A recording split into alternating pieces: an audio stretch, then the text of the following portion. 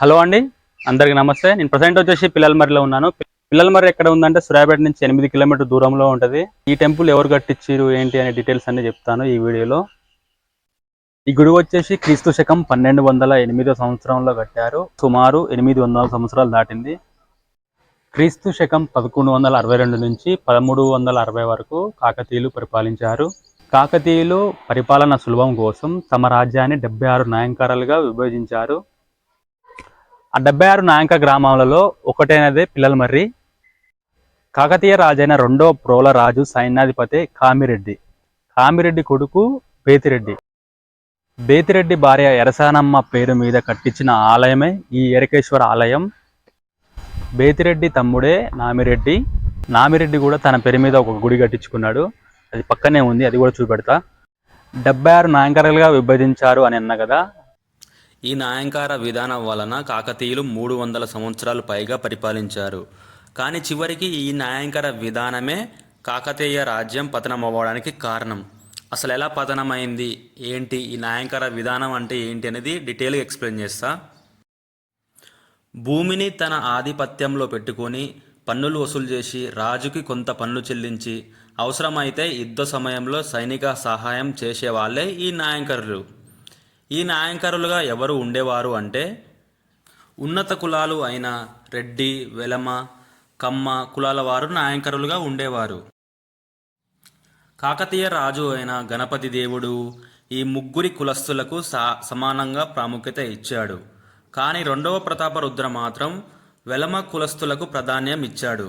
దీని వలన ముస్లిం దండయాత్ర సమయంలో వెలమ, రెడ్డి కులాల మధ్య అభిప్రాయ భేదాలు ఏర్పడి చివరికి ఈ నాయంకర విధానం వలనే కాకతీయ రాజ్యం పతనం అవ్వడానికి కారణం అని చరిత్రకారుల వాదన.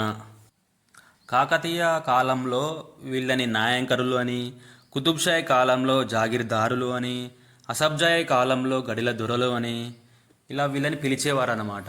రాను రాను రాను కాలం మారింది.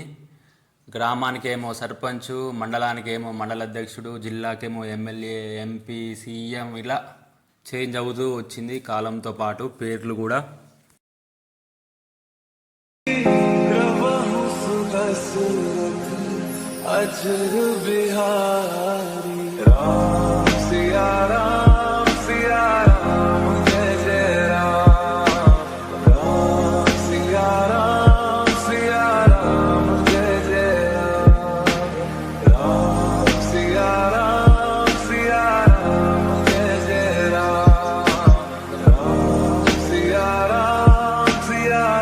నామిరెడ్డి అయితే ఒక గుడి కట్టించాడు.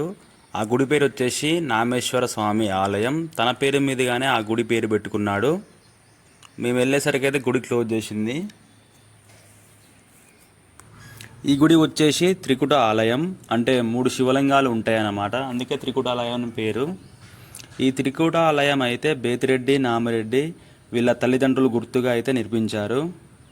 ఈ గుడిని కూడా మొత్తం రాయితో కట్టారు.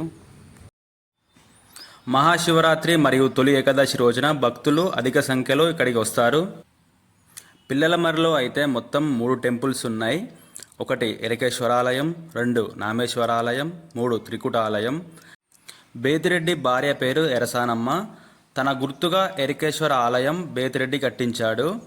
బేతిరెడ్డి తమ్ముడే ఈ నామిరెడ్డి కూడా ఒక గుడి కట్టించాడు. ఆ గుడి వచ్చేసి నామేశ్వర ఆలయం. ఇందాక మీరు చూసిరు కదా, అదే ఇప్పుడు మీరు చూస్తున్న త్రికుటాలయం. ఈ త్రికుటాలయం వచ్చేసి బేతిరెడ్డి, నామిరెడ్డి వాళ్ళ తల్లిదండ్రులు గుర్తుగా ఈ త్రికుటాలయం కట్టించారన్నమాట. నా వివరణ మీకు నచ్చినట్లయితే కింద కామెంట్లో బాగుంది అని ఒక్క కామెంట్ చేయండి.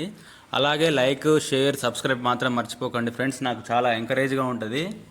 మరో వీడియోతో మళ్ళీ మీ ముందుకు వస్తా. అంతవరకు సెలవు. జై హింద్, జై జగన్నాథ్. లైక్ మాత్రం మర్చిపోకండి.